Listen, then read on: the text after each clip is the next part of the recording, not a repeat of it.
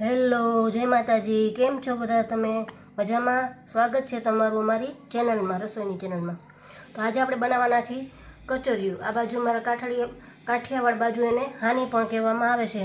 કચોરિયું બનાવવા માટે મેં 250 ગ્રામ તલ લીધા છે, 50 ગ્રામ જેટલી તૂટી ફૂટી લીધી છે અને 2 પાવડા જેટલું તેલ લીધું છે, ટોપરાનું ખમણ લીધું છે અને 250 ગ્રામમાં નાખવા માટે 100 ગ્રામ જેટલો ગોળ લીધો છે.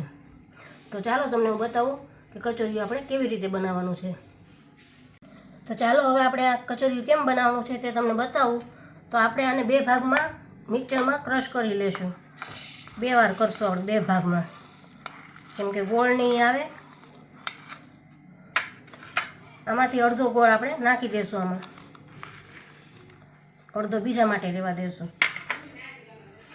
અડધું તેલ નાખી દઈશું. સિંગ તેલ લીધું છે, સિંગ તેલ લેવાનું કચોરિયામાં. સિંગ તેલની સુગંધ સરસ આવતી હોય છે. હવે આપણે એને ક્રશ કરી લઈશું. હાલો, હવે આપણે આને ક્રશ કરી લઈએ.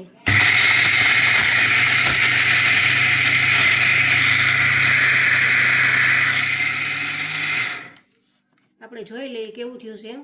હજી આપણે એને થોડું ક્રશ કરીશું. હજી તલ થોડાક હજી આપણા આખા પાકા છે. ફરીવાર આપણે જોઈ લઈશું. હજી આપણે આને થોડું ક્રશ કરવાનું છે. આ આપણું થઈ ગયું છે. તલ બધા મસ્ત ક્રશ કરી નાખ્યા છે.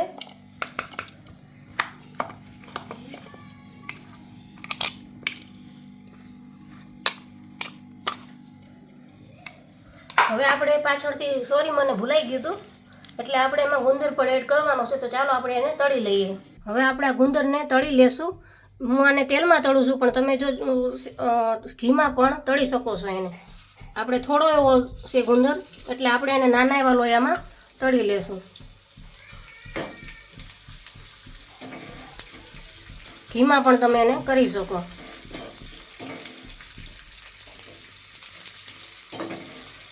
સરખો તળાઈ જાય એટલે એને આપણે કાઢી લેશું.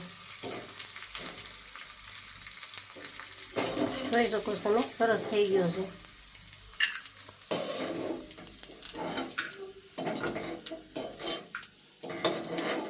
તો ચાલો, હવે આપણું થઈ ગયું છે તલનું એકદમ મસ્ત ક્રશ.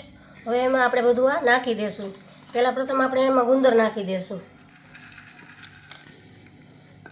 ગુંદર નાખી દઈશું. એને આપણે હાથેથી હલાવી લેશું. સરસ આપણે એને હલાવી લેવાનું છે.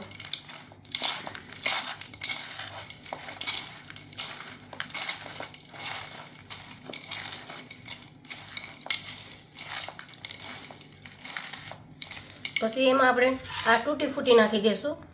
જેટલી તમને યોગ્ય લાગે એટલું તમારે બધું નાખવાનું છે. એમાં આપણે દ્રાક્ષ પાછળથી એડ કરી છે.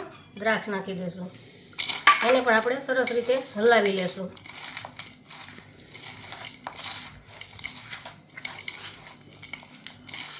તો છોકરાઓ માટે કરી છે એટલે એમાં આપણે તૂટી ફૂટીની વધારે નાખવાનું, એટલે છોકરાઓને ભાવે.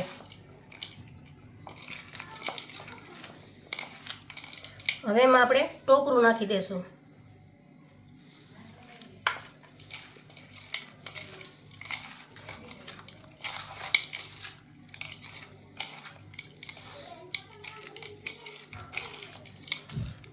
હવે આપણે આને સર્વ કરી લેશું. તો ચાલો, આ આપણું કચોરિયું થઈ ગયું છે તૈયાર. તો તમને કેવું લાગ્યું છે તે અમને કોમેન્ટમાં જરૂર કરજો. આ કાઠિયાવાડી અમારું આ બાજુનું પ્રખ્યાત કચોરિયું છે. તો તમે જરૂર ને જરૂર કોમેન્ટમાં જણાવજો કેવું બન્યું છે. લાઈક કરજો, શેર કરજો અને સબસ્ક્રાઈબ કરવાનું તો ભૂલતા જ નહીં.